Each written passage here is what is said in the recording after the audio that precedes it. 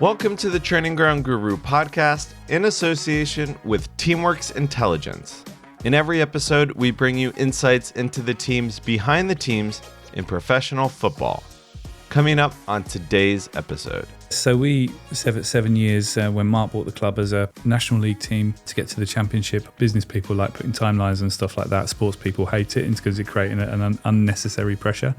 But it's about giving the whole organisation momentum. The fact that we've been able to move through that so far and be ahead or on track with the plan, it makes us an attractive organisation to work for and hopefully for other people to want to come and join.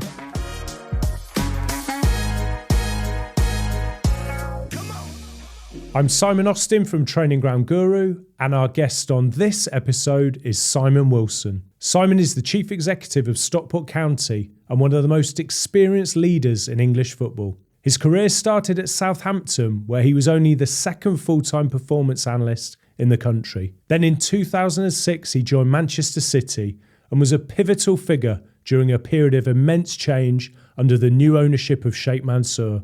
Rising through the ranks, Simon eventually became Director of Football Services for the entire City Football Group, masterminding their multi-club ownership model. A short stint at Sunderland followed before he became Director of Football at Stockport in 2020. The club were languishing in the National League at the time, but have since climbed through the leagues and will be one of the favourites to win League One again next season. Simon told me about his new role as CEO, about the long-term strategy at Stockport, about his amazing career and his hopes for the coming season. We hope you enjoyed this episode, and if you do, please give us a follow via your preferred podcast provider.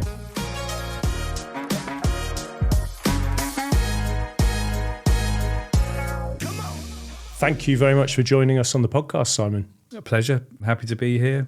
Regular listener, regular viewer. Glad to be part of it. And we're here just on the eve of another season. It seems to have come about really quickly. Are you pleased with the business you've done over the summer? Because I know you've broken your transfer record, for example.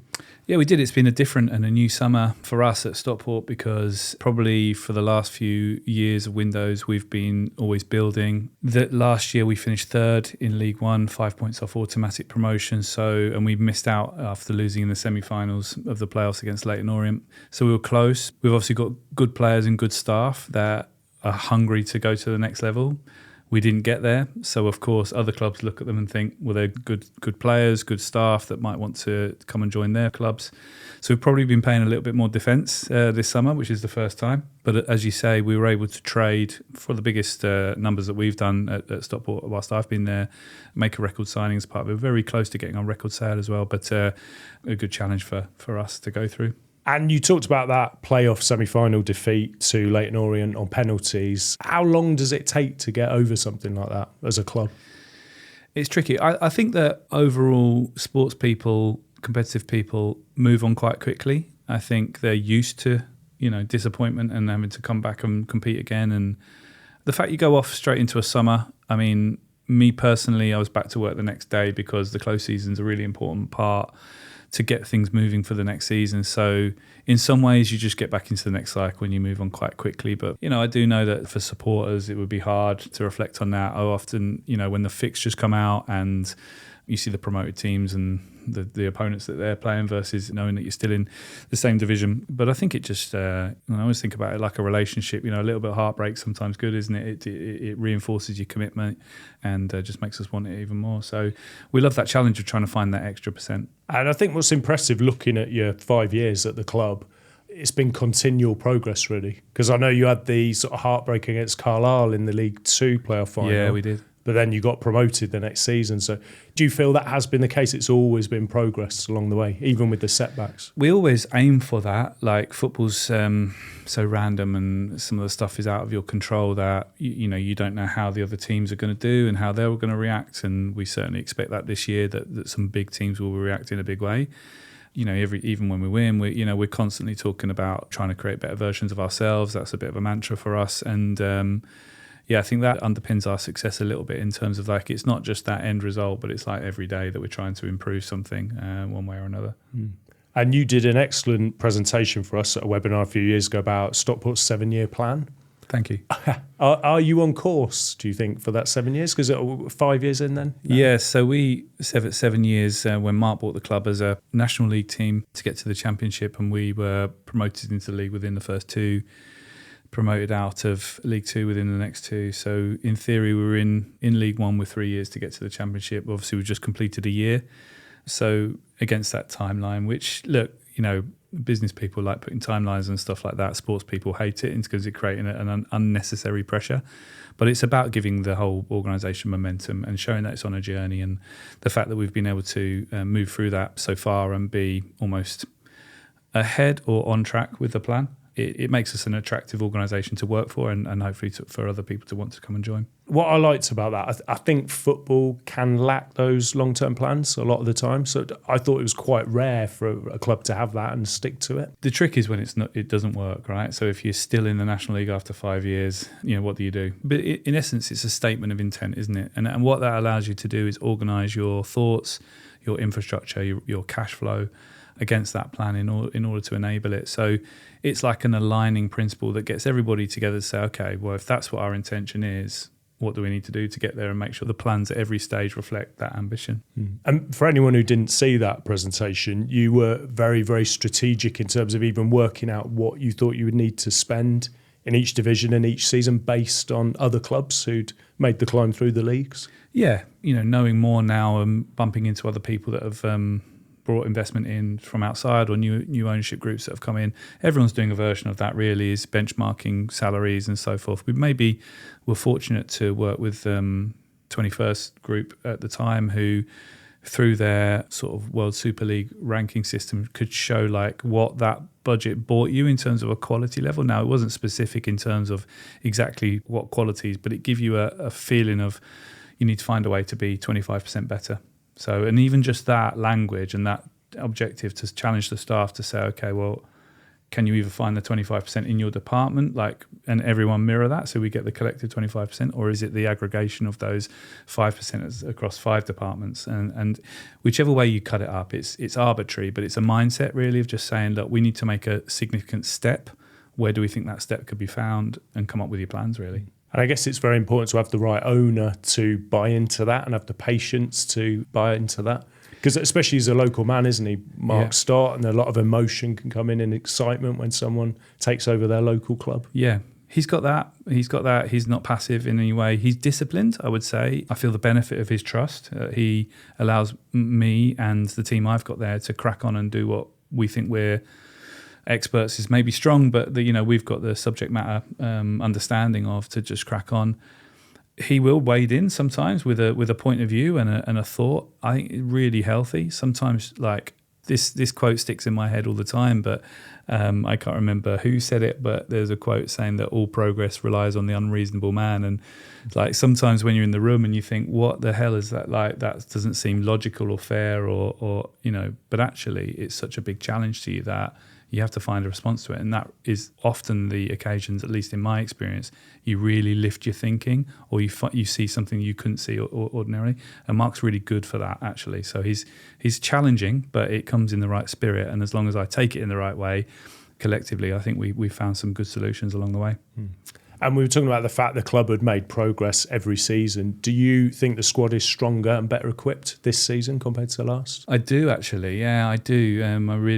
I really like the squad. We've challenged ourselves to take a little bit of money off the budget, and we're working towards I wouldn't say sustainability. I mean, what does that mean in today's world? We're all losing money, but in terms of where we believe our resources can be, I think we've been able to take money off the budget but actually improve the team, which isn't easy to do. So we're really happy with it. Normal stuff, we have some injuries, and when you're in performance sport, you take your budget so close to the line that sometimes injuries can really rock the situation, either if you need to replace those players, you go over a little bit where you need to be, or you lose some quality from your first 11.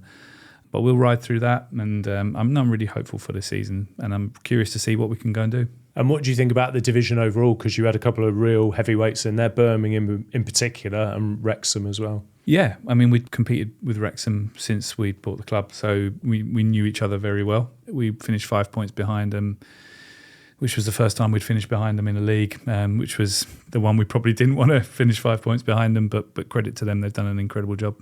And Birmingham was like a championship team just placed in League One that was brilliantly put together, a brilliant side, but a complete juggernaut financially that no one could compete with. So no surprise to see them sort of run away with the division. But some good sides outside of that. Maybe the timing was good for us last year with a couple of teams perhaps underperforming as well. So we know we're up against it. We expect a response from those teams. I don't think there's the juggernaut of a Birmingham in the division this year, although there are some very strongly backed clubs. Actually, look forward to the division this year. I think it's going to be a good division. There's a lot of teams that I think could be in the mix, and certainly I think all of us will lose games, and it's going to be how we all respond to different situations along the way. And your opener looks a big one already against Bolton, a local team, but also another big team that are aiming to be in the Championship. Yeah, brilliant first game. I think we talked about this a little bit. Sometimes your mindset is to go into the league with a favourable opposition that you feel like you might be stronger than, and work your way into the season. It doesn't ever work like that. Like they're often the games that trip you up. I think we all look forward to the big games. Certainly classify this as one of those. It'll be a full house, nothing better than our stadium full, and a big opponent, and hopefully for a big performance from the team. And I was talking earlier about how strong you've been on strategy. Your job before Stockport was Sunderland for a short time. And that's probably a club at that time with the documentary and everything that we don't associate with strategy or stability. So I was just wondering, first of all, what your time was like there, and then if that kind of redoubled your beliefs in strategy and what you later did at Stockport. Yeah, it's a good question. To the second part of it, yes. I learnt so much in my short time there. You have to realise that for 11 years prior to that, I was at Manchester City in the City Football Group that, bar the first couple of years, they, I would say, did everything nearly perfect in terms of a football operation. And so, wrongly or rightly, when you're in that system, you kind of get used to, you think that's what the world looks like. It doesn't. And actually Sunderland in that moment, which was a difficult time for the club, supporters, players, staff that were all there, that's more akin to what most football clubs look like. Like Sunderland was an extreme version. I think there was 7 managers in 5 years. 6 of them have been changed mid-season. Lots of player churn. So by the time David and myself were there, the squad didn't really make sense in terms of it was a mix of strategies, mix of age profiles, mix of wages and contracts, etc. That's what happens when you change a lot. You literally work on a year-to-year survival type mechanism. And you have to say, in that time, they stayed in the Premier League when Newcastle didn't. So was it successful? Was it unsuccessful? That's for different people's point of view. But there is a consequence of consistent changes to your plan. Going in there and being there in that moment, and also at the point when Ellis Short was looking to sell the club as well, gave me insight to stuff that's so useful to me. Like today, it was difficult at the time. But no, what I really did appreciate is the size of that football club and the passion of the supporters. And what attracted me to go there in the first instance was just the potential of it and how exciting that could be. So I feel like I got Sunderland, and I was frustrated not being able to help more at the time. But that's the way it is. It seemed a bit of a strange conclusion when you left, looking from the outside, because they then decided they didn't want or need a director of football, basically, which didn't work out well in the subsequent seasons. Yeah. At the end of that season, I had a very straightforward conversation with Martin Boehner there, the CEO at the time, and I was on a good salary there and a big inflated title, but the club had just gone through a load of redundancies, and it didn't quite sit right with me in terms of what the club needed and what I was able to maybe contribute at the time. So I had that conversation with Martin. I think Martin would have been open to either keeping myself on or changing to another director of football. And I think they did utilise different people in that space. But I think it was a moment financially in the club's history where they had to be careful with what they were spending. And the history books show that it wasn't successful on the pitch, but it was a really challenging environment off the pitch. So it's great to see them bounce back, but sometimes clubs need that, to do that, to have a reset moment and come back and get aligned and take the pain to help them build a stronger and a better club. I suppose the documentary did really lay bare the mistakes and the turmoil and everything that was going on behind the scenes for everyone to see. Yeah, of course. It was a really, obviously, documentaries and these things are, the story is better when you tell an extreme version of it. And I think they did a good job of highlighting some of those, that narrative, if you like. I wouldn't say it was a false narrative, because I think I saw some bits like that, but I also, appreciate that a lot of it would be not exaggerated, but the extreme areas of that. A lot of good people there that are good practitioners that were trying to do a good job, like lots of clubs. And I would also say lots of clubs go through those kind of chaotic moments as well, which sometimes makes it what's quite lovable about football. The thing about the documentary that, I remember texting Martin after it came out, because I think it obviously got a lot of attention for being chaotic and some sort of black comedy, if you like, around it. I wasn't there when they were doing the filming, but I was there when we sat around as a group of directors and agreed to do it. And I think that was the right decision to do, even though potentially it made Sunderland look for a moment in time like a chaotic club. I think it showed the world how real it was and how real the supporters were. For me, Sunderland had maybe, is it for me to say, but when I went there, we were asking the question, what's the identity of Sunderland? We were going to work through a process to find that out, but I think you got it through that, even though it was quite chaotic the way it came through, but like a very real, honest football club, like passionate supporters. And and obviously for them to come back now, I think they almost take a little bit of that now in a much more polished and more successful version, it looks like, but I think they take that with them. So I actually think it was a good decision to do it at the time. Yeah. Superb. And spinning right back to the start of your career, how did you first get involved in football? So I was a young player. I was in the youth teams of Peterborough United and Norwich City. Ended up trying to continue my career going into America. Decided quite quickly that I probably wasn't going to go have the success that you needed to have to make it a sustainable long-term career. Started to think about coaching. At the time, sports science was quite new, and sports science's integration into football was new. Because I'd followed a football pathway, I hadn't done A-levels and that kind of thing. So going to America and using the scholarship route allowed me a pathway into a UK university. Just at the time, John Moores was setting up their first degree in called it Science and Football, which was a sports science degree, but just basically using football as all the examples. I was really excited to get onto that course, which was the first iteration of it. There's some brilliant people there as well that have become sort of lifelong friends and people in the industry. Like John Murta, Mike Ford, John Iger. There'll be more people that I'm having a blank on as well. Yeah, interesting. I think Natasha Patel talked about that, and she was on a later cohort. Maybe. Okay. Yeah. So from that, and then in future years, and as well as the lecturers and professors that were in there were influential within the getting sports science off the ground in this country into football. Continued to play like outside of it, and actually at the end of the degree had an opportunity to go and play again in Scandinavia. But at the same time, just about 2 weeks before me leaving and getting on a plane to go out there, I had an interview for a company that was almost a startup at the time called Prozone. Prozone had started up maybe a year before that moment, but had some investment at the time. They'd sold the technology into ITV. This is when ITV took Match of the Day off BBC just for a short period of time and were looking to innovate.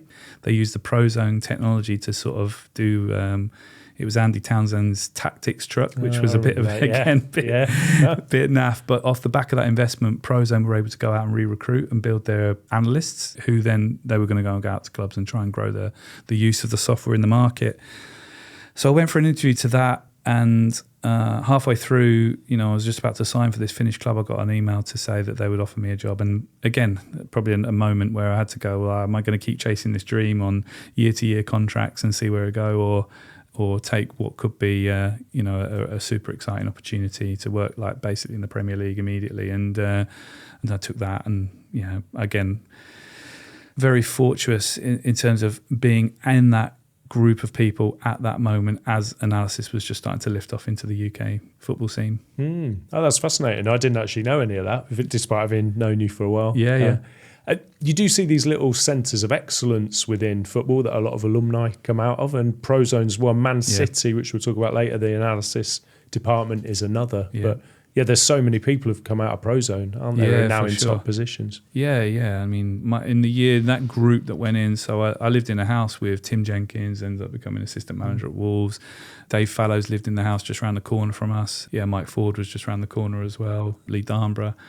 So there's a lot of people that were in that group. But, really good people, like absolutely stand up for their quality. But I think the fact that we came into the game at a time where there wasn't other people already there, so we were almost the first ancestors of that, have allowed us to all be influential to one degree or another as we've gone through. And then what was your first job with a club? So I was posted to Preston North End, actually. So I said the Premier League, but Preston were in the Championship trying to get in the Premier League, and young David Moyes was the manager there. So that was good. David left to go to Everton in the end of the first summer there. And actually, I stayed for a little bit while longer, but then there was an opportunity to go down to Southampton, who had just taken the product on, and go and work down there with Gordon Strachan. And that was a brilliant, like Southampton then were almost like Southampton of the more recent times. Like it's always been a club that produced youth players and tried to outperform its wage bill by being innovative and so on. So it was a lovely area to live as well, first and foremost. But a nice time to be with the club. You know, we went to the FA Cup final there off the back of that because Arsenal was so dominant at the time. We ended up still getting into Europe the next season. Sort of lived that, like being a club that got into Europe, did well in the Cup, finishing 8th, 9th in the Premier League, overperforming against its wage bill.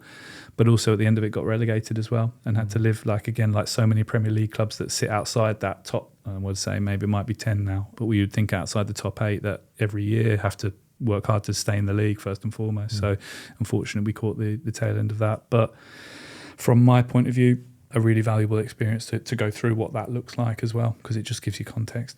And I was reading on your LinkedIn, you were only the second full-time performance analyst then at that time in the country? Yeah. So the typical model was that clubs would engage Prozone for the software, and part of that they would get a consultant to go and work with them. So the early rollout of the product, that was the model.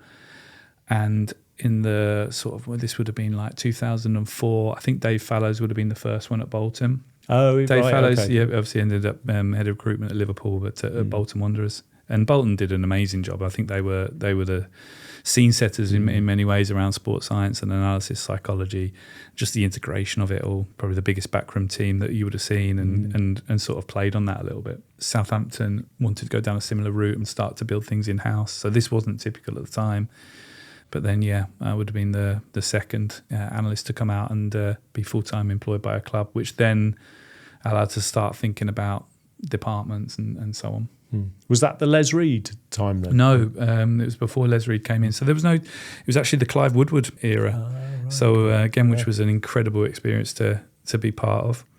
And again, unfortunately that didn't go well with natural results onto the pitch immediately. But to be around a guy like that and to see how his brain works, and there was a lot of really, really interesting stuff that was going on at the time, but probably wasn't the right time and place to really execute it.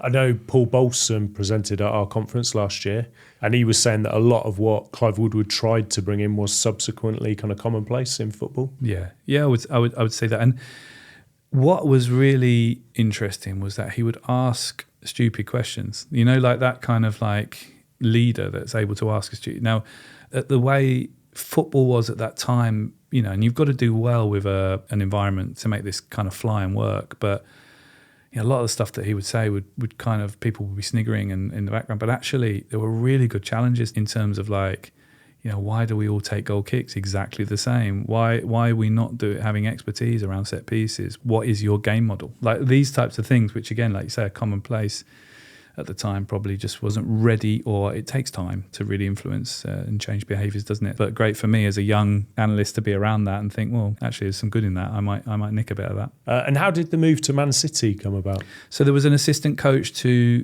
Gordon Strachan at Southampton called Steve Wigley. He people that listen to this will know who Steve Wigley is. Brilliant with young players, and had worked with England's under-21s with David Platt. And at the time of Manchester City, Stuart Pearce had been interim manager, I think, after Kevin Keegan towards the back end of the 2005 season, done well, and then got the job full-time. And 2006-07 was going to be his first season in management, brought Steve up as his assistant. Weirdly, City were we're talking about clubs that were the first to embrace analysis. I reckon City were one of the last in terms of the Premier League. So they had just about bought a MacBook Pro the year before, and had just got some sports code, but had a guy that might be able to utilise that. And when Steve came in, he recognised there was an opportunity to step that up in that. And luckily I got the call and made the move. Teamwork's intelligence gives clubs an edge that can enable smarter decisions faster. When most teams are drowning in data and not getting nearly enough out of it, Teamwork's intelligence can clear the way. Built by a powerhouse team of sports data scientists, engineers, and football data experts who have been shaping this industry for over a decade, we understand the challenges teams face. With data now at the forefront of scouting, recruitment, and team analysis, Teamworks Intelligence has built a platform that turns billions of data points into precise models, predictive metrics, and insights that actually make a difference to a club's performance, both on and off the field. Ready to level up? Head to teamworks.com to learn more.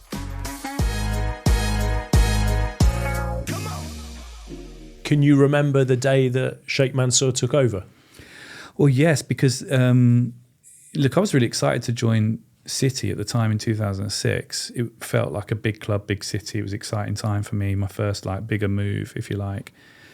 But the club was owned by a local businessman and was kind of on hard times. It was probably built on a budget to finish 16th, and it was a party if we finished 15th type thing. Got to the January in that year, and I think there was some financial troubles. So they're looking to sell the club. Now, the first takeover was to the Thai Prime Minister, Thaksin Shinawatra, which again, at the time felt exciting. It was new. We had a lot of players come through the doors. Sven-Goran Eriksson as our manager. And that was exciting. But again, I think, controversy came about. The club had to be sold quite quickly. At that point, we were probably quite nervous of, here we go again. My time at the back end of Southampton had been sort of categorised by a lot of churn in terms of manager. I'd gone into Man City within 1 year. Manager had changed and the owner had changed, and I was looking at that again. That's really hard, as I spoke about the Sunderland example, but even as an analyst at the time, it's you've got to almost start again. You've got to resell your ideas. You've got to build a new relationship, and all that takes time. You just feel like you're not progressing. So when that takeover was coming about, probably a little bit nervous, thinking, what's this going to be? It couldn't have been better, could it? It was the best owner that you can get, best ownership group that you can get. And to be honest, initially the nerves were probably justified because it was going through on the final couple of days of the deadline, probably in the 2007, 2008 season, or maybe a year later. And then there was just this, probably a mouthpiece for the group that probably wasn't fit for, and certainly wasn't in line with the tone that I got to know after that, but was quite showy. And we were linked with every player in the world. And we're signing, with this superstar 1 minute and the next superstar, I think we were out for everybody. And in the end, Robinho signed. It was exciting, but it was chaotic. And I was thinking from a sports performance kind of standards, but I was thinking, oh no, what's this going to be? But actually the day after Robinho signed, we had a presentation from Simon Pearce, who works very closely with Sheikh Mansour. And the way that he delivered the first message was just perfect in terms of, this is the approach of Abu Dhabi. We have a 20-year vision as a country. This is a long-term plan.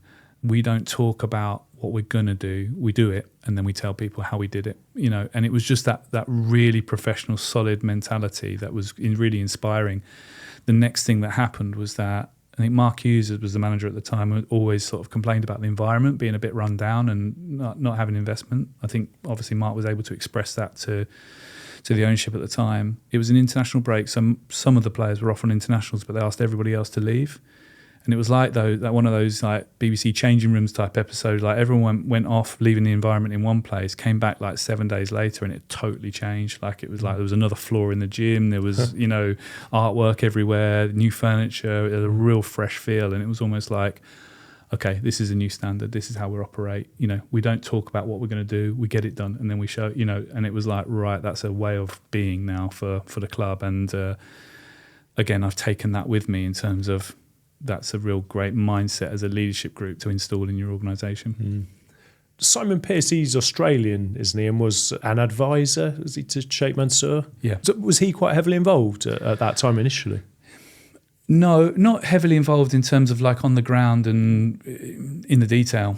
More of an overarching kind of point on the senior management team and putting the board together and setting out the intention and managing the PR really around, managing the reputation really around what we were doing. Yeah. Was it Brian Marwood very much driving the football strategy in those early days? Yeah. So at the time of Sheikh Mansour coming and buying Abu Dhabi United Group, coming in and buying Manchester City, Mike Rigg was the technical director. He'd come in with Mark Hughes. Mike was heavily leading the scout and recruitment department and starting to link into the academy. Academy was strong at Manchester City, actually. And when Gary Cook came in as CEO at Manchester City, Gary had worked with Brian at Nike before and was building out his senior leadership team. And while Mike was in the detail of the scout and recruitment team, the academy, working closely with Mark, he wanted an overarching kind of like football leader, if you like, and Brian was perfect for that in terms of just that real senior person, calm, very human and able to connect and work with people, but understood what Gary needed and how he wanted to build out the business and could connect that kind of business and football element together. So Brian came in. After Brian had been in the building for a bit, looked at a reorganisation and a restructure. And as part of that, I had been, as we spoke about, the head of performance analysis and had been lucky enough to build out a team there at the time. Brian maybe saw something in me that he felt could benefit him and what he was trying to get done and promoted me into a kind of the role was strategic performance manager, but to work closely with Brian. He had 1,000,001 things to get done, build a team, build a training ground, reevaluate all the support teams, re-support the academy, and set out a new vision. He just wasn't going to be able to get to everything. It was a brilliant role for me because if Brian had 10 things on his list and he was working on 1, 2 and 3, I would take over 4, 5, 6, 7 and 8 and push them along so that at the point that they were more mature, I could get Brian to take them on. But as I now know as a sporting director, you're never too far away from the first team in terms of supporting the head coach and recruiting. So some of the more strategic elements sometimes get left to the side. And then you moved into the role, I've got it here, Director of Football Services for the whole of CFG. And that was setting up the multi-club model then for the group. That's right. So that model with Brian and myself there and the rest of the team ran from sort of 2009 through to 2013-14. In that time, we were lucky enough to win the Premier League twice and go on the journey, FA Cups, etc. In 2013-14 was a change in CEO. So Gary Cook left, Ferran Soriano came in from Spanair, but prior to that, Barcelona. And Ferran had always had this vision of a global club and a multi-club model and brought that philosophy and that thinking into City. I remember that really strongly the day Brian told me that he was going to be coming out of his role and that he'd had a conversation with the ownership about this kind of like multi-club, like global thing. Like, I've been around football enough. I thought both of us were getting sacked, basically. I thought it was like palming off to the side. It was like the slow letdown. And Chiki Bagirstein came in from Barcelona and became sporting director. Lovely guy, super talented, gone on to incredible success. You couldn't like the guy more. Brian and I were like relocated from the training ground to the stadium offices. So again, just thinking, right, this is just a foregone conclusion. We're on our way out. And it felt quite clunky to start off with because we had no real understanding of what it was that we were going to go and be doing. We're starting to work in this office environment that was different. It was a bit more 9 to 5-y. But we were tasked with sort of conceptualizing what this group could be and then what it would need in order to function. So once we spent time on that, and there were a couple of reference points around at the time. So it was like Red Bull that were out as a multi-club. But we saw that as more of like a talent pathway model. So they would move through the clubs to the top, and they'd been successful with that. And there were like the partner clubs kind of models with Chelsea and Vitesse and United with Antwerp, etc. So you'd seen a bit of this where you think it could work from a talent movement point of view. But then we also were inspired by organisations like the EIS here, in terms of like a centralised servicing department that could support multiple sports, but with commonality around their practice. So we looked at those couple of things, and one of the Ferran's big things was about building a methodology, a City methodology. Like, we'd had success, but what was it about that? How was the way of doing it? How could we sort of codify that so that when we were acquiring clubs that we could roll that way of working out to these other clubs? So we spent, I would say, I can't really remember the timeline, but I'm going to say it was up to about 6 to 9 months just working on that conceptually of what that would look like and trying to codify this methodology. And then there was an opportunity to acquire the first club, which was Melbourne Heart in the A-League, got a rebrand to Melbourne City. And that was almost our test case in terms of, rolling out a way of working to a small club in another league. We knew that we were going to acquire the upcoming MLS license in New York, but it was probably 2 years away. In the meantime, one of our partners, Nissan, who owned a club in Japan called Yokohama, we did a 80-20 split with them where we would provide services out to them. So we were up and running in terms of like this, proving the concept really, and then ready for New York that was coming down the track. And did you help to identify the clubs that the group wanted to acquire? No, not really. No, they were more, I would say more commercially led in terms of like looking geographically around the world. And I think some of the thinking behind it was looking at football was going through a real growth phase at that time in terms of like the media rights. So looking at emerging markets that were starting to grow in media value and popularity, and trying to make sure that we were in the market. So when I left, we had 5 clubs, which were Melbourne, Yokohama, New York, Torquay, and Girona had just been acquired in a partnership. But since then, you can see the movement into India, Brazil. We were constantly going out on propositions. So, like, we remember going out to see, club in South Africa and looking in, Asia into other markets to see how we could collaborate and what the model would be. But certainly, I think they've got 14, 15 now. So they've continued that model. And I think now the way it's explained is that they have clubs that are, through the years of going through it, they've refined their model in terms of being like more commercial clubs and entertainment clubs and more talent clubs. And they've got that kind of split around the two. Okay. So what's the difference between an entertainment club and a talent club? A talent club would be a pure kind of player trading or player development model, and looking at like Lommel would be a really good example of that in terms of like a really good registration platform first, so in terms of you can come from a number of territories in the world and be able to have easy enough access into the league to then work together in a under the city coaches, etc., but with the objective of moving those players through into other markets really. So that would be the objective of that club, where you would see maybe New York, who would also be a bit more of a trading club, or maybe City would be the best example of an entertainment club in terms of like, one of the biggest brands in the world, playing in the biggest leagues, biggest competitions, and it's about partnerships, it's about filling the stadium, it's about superstars, it's about that type of thing. Right, okay. Yeah. And I know there can sometimes be a bit of a feeling with the smaller clubs, like a Lommel, that you're servicing the bigger ones, the entertainment ones. Yeah. Is that a fair comment, do you think? Yes, listen, I think one of the things that was fascinating about being in a global group is that it was so new. We wouldn't have other reference points in football or nearly even sport really. We'd actually speak to a lot more commercial organisations to say, how does this feel like where you're the regional office in this small market and you've got this kind of big brother, little brother type of situation. And I suppose we anticipated quite a lot of tension around that. But what we found, like particularly like in Melbourne, they loved it. For them, they just were so inspired. It was like being bought by Google or something like that. They were like, they felt that, all they just wanted more and more of your time, and they wanted to know how it was being done and can you spend more time with this, because they're just so ambitious and wanted to do things really, really well. We were in the central servicing department, so as long as we went out and we felt like we were adding value to them, it was always a really positive environment. Where it does get tense sometimes is like, obviously, it's probably well known, the City style. We were always challenged with saying City style is beautiful football. Like, what is beautiful football? That's different to different people. But I think people can close their eyes and understand what the City style is.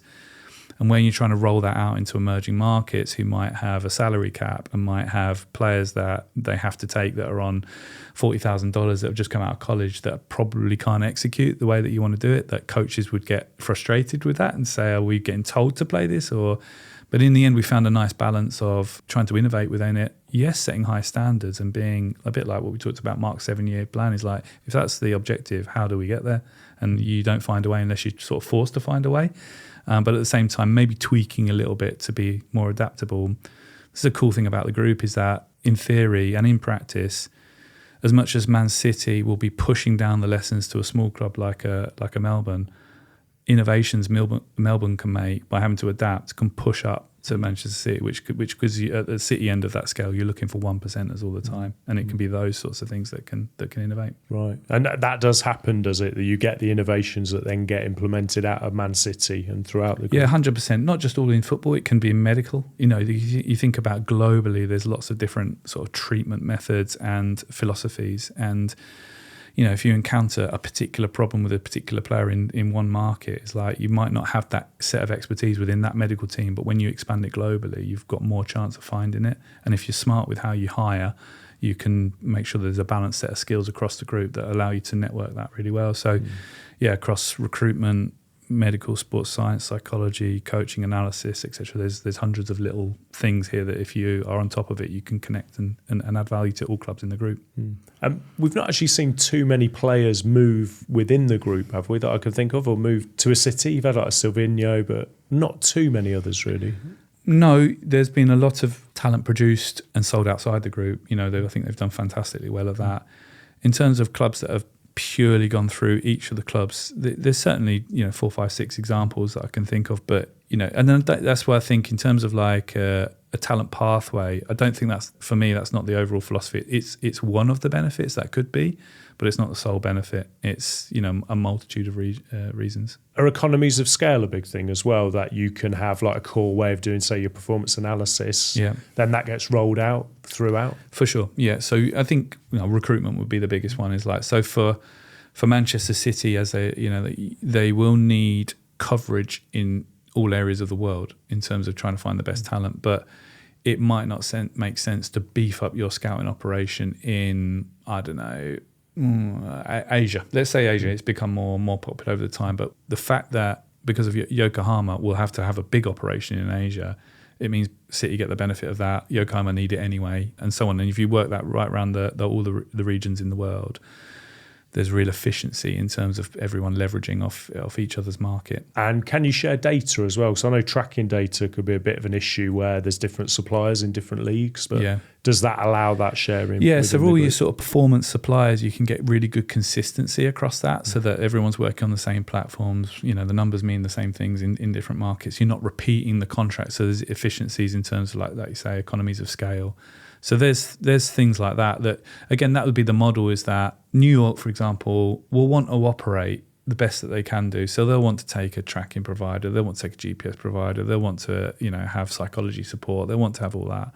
But actually by buying it almost in bulk, it would cost them less than it ordinarily would have done. So it allows them to spend more of their available money on talent, really. And your exit came about 2016? Yeah. What was the reason behind that? Because Sunderland came afterwards. Sunderland. So I would probably think I've shared this story in other forums, really. I was probably to the point where we were working so strategically, and we were the central servicing team working across the globe so remotely, really.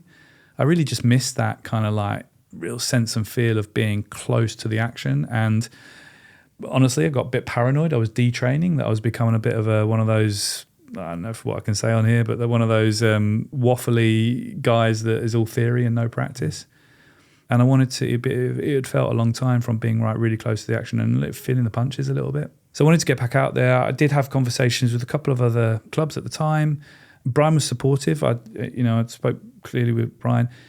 Where there were opportunities in the group, they were going to be international, and that wasn't quite right from a family perspective. So when the Sunderland thing came up, my energy comes a lot from growing things, like fixing problems and growing things. Like if we're really quite well performing and steady, I get bored. I'm actually a bit dangerous in that situation because my brain's going to want something to do and I'll invent stuff. And actually it doesn't need inventing, if you know what I mean. So the fact that Sunderland was struggling and needed a bit of a turnaround, I was really energized by that. I really wanted to go in there and help. So I was motivated by that, and motivated to start leading and seeing how good I was, really. I think one of the frustrations with the Sunderland situation was that as much as I was able to see another situation, I probably wasn't able to get my hands dirty as much as I'd have wanted to do. And that's why I ended up leaving. What do you think about the state of the game overall? Because there's a lot of talk about the EFL, the fact that clubs spend such a high proportion of their turnovers on their wages. It's not sustainable for a lot of clubs. What do you see being in the thick of it there in League One? Look, it's true.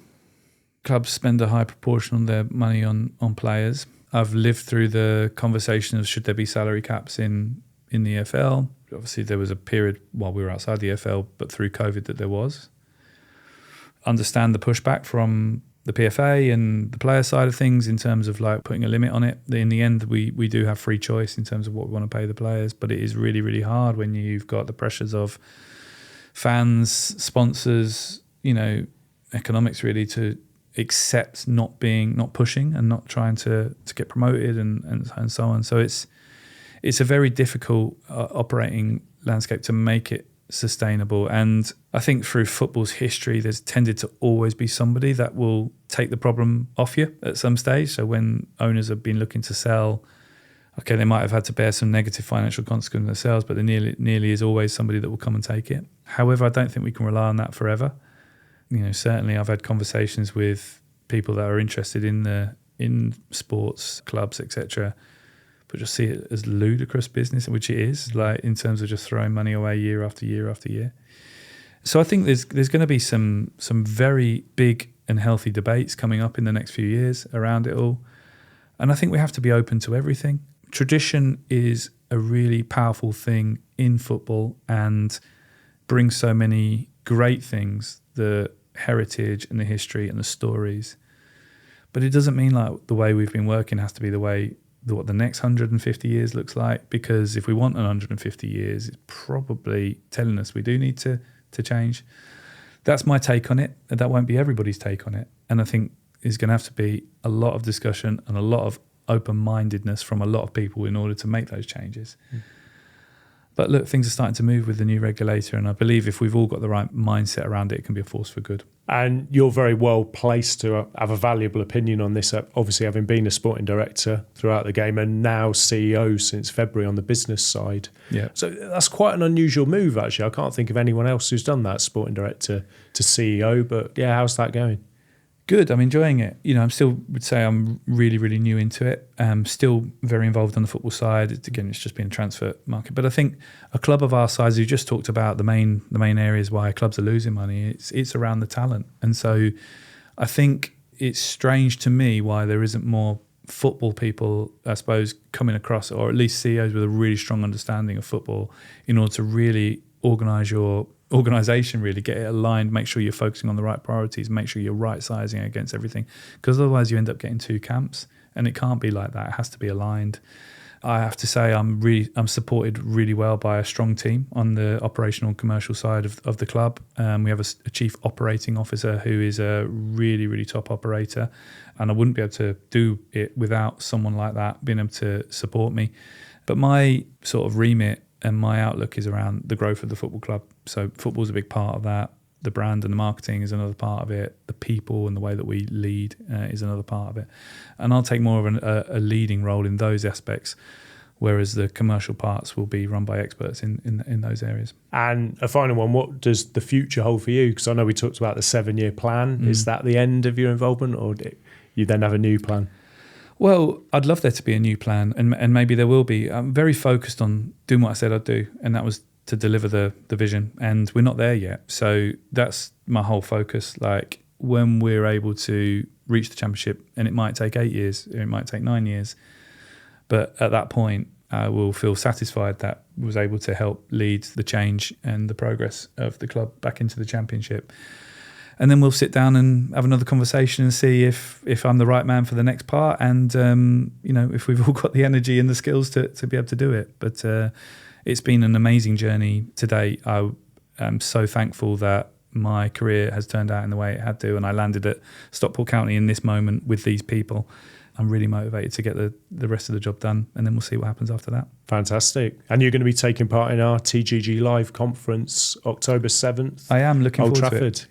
Yeah, the conference is always brilliant. As you know, I've been to the last few, and you play a really, really valuable role in the system, and it's been amazing to see the journey that you guys have been on, from starting up the first couple of articles to what you are today, and no, credit to you and to everyone that gets something out of it. Yeah, fantastic. Thank you, Simon, and thanks so much for your time today. Pleasure. Thank you for listening to the Training Ground Guru podcast in association with Teamworks Intelligence. We'll be back next month with another episode.